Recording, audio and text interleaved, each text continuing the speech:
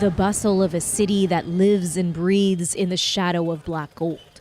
Coal is king in Chandrapur, a constant, familiar presence.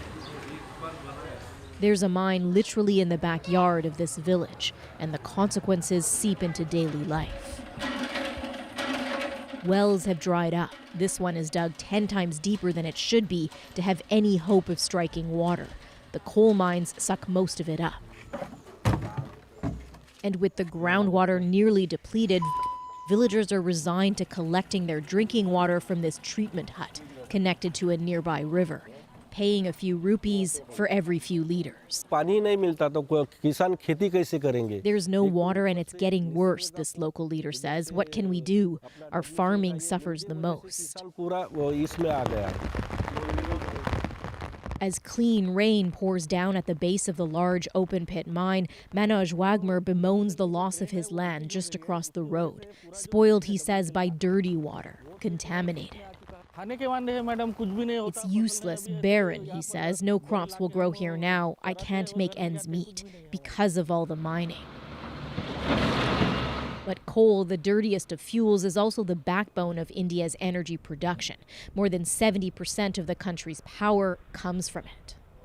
It means big money for many states reliant on the fossil fuel, and jobs for some 4 million Indians, many of whom have no other options. Like in Chandrapur, where the morning traffic rush is hundreds of workers pouring into the coal-fired power plant. An economic and political reality this local elected official understands all too well.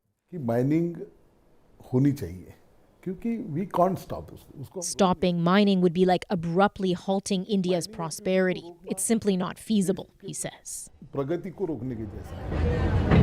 And the Indian economy's dependence on coal manifests in different ways. Take the country's railway. It gets half of its revenue from coal. It charges more to transport coal to power plants just so it can offer cheap fares to Indian passengers, an arrangement that's hard to break. Intricately entwined, and so a tricky balance reigns. Demand is up as the pandemic eases, so much so that India is running out of coal.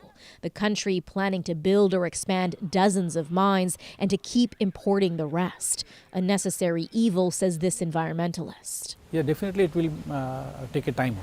Still, we are expecting again 10 to 15 years because we have to depend upon the coal. At least. India is investing heavily and ambitiously in clean energy like solar and wind power, but that will cover future demand, not current. And the international pressure is only deepening on India to reduce its emissions and leave coal behind. About 75-76% of our electricity comes from coal. So that's huge. But this climate and energy researcher says it's not really fair of industrialized nations who've spent years using cheap coal to demand more of an India struggling to develop.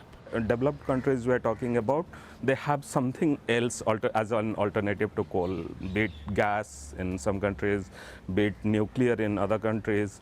So India doesn't have anything as of right now. The shift away from the dirty fuel not even an option for the tens of millions of Indians who still don't have access to power.